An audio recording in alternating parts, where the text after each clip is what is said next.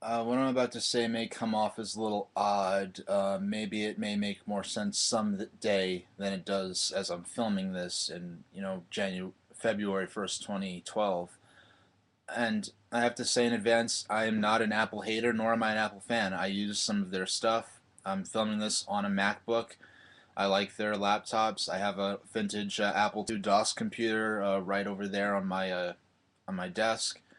Uh, but I'm not a fan of theirs either, and I'm not really much of a fan of gaming on smartphones and tablets like the iPad. But I will say, if you're a Nintendo fan, uh, watch out for them. Don't be afraid of them, but I keep your eye on Apple because I they're in a very there's a an aura of extreme secrecy and deception revolving around Apple.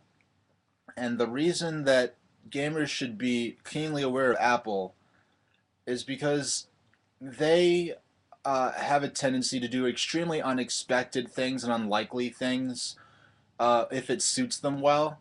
Like, for instance, like when the first Macintosh was brought to market, it was basically made to compete against IBM, and then later on they turned to IBM to make their PowerPC processors, and then it was sort of Apple versus Intel, and then when it that when the time came, Apple turned right to Intel, and now all their computers have Intel processors.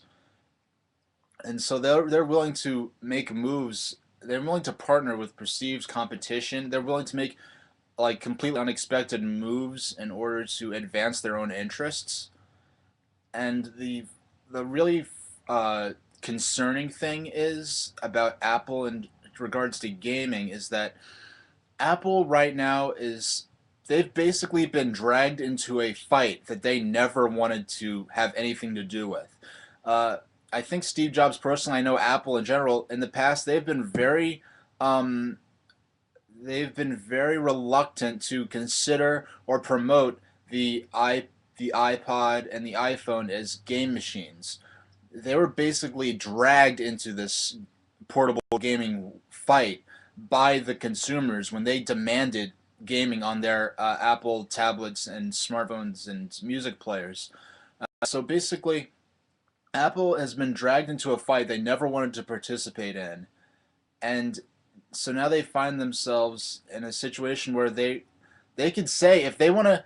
It's not completely accurate. If every iPod counts as a sale stolen from Nintendo DS or stolen from PSP, that's not completely accurate but if you could say just look at the install base for the iOS devices and say that I the iPhone and iPod are the number one gaming system, Apple now finds himself in that position, and this is something they never even wanted.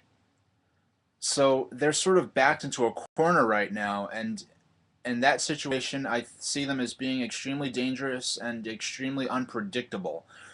And in that sense, I say dangerous, not in like literal danger, like they're gonna come and like kill your family, but like in the sense that they're in position to potentially make extremely disruptive and unexpected moves uh, through like through 2012. And I just say if you're a gamer and if you are a Nintendo fan, just keep your eye on them. That's what I have to say about that, and thank you very much for watching.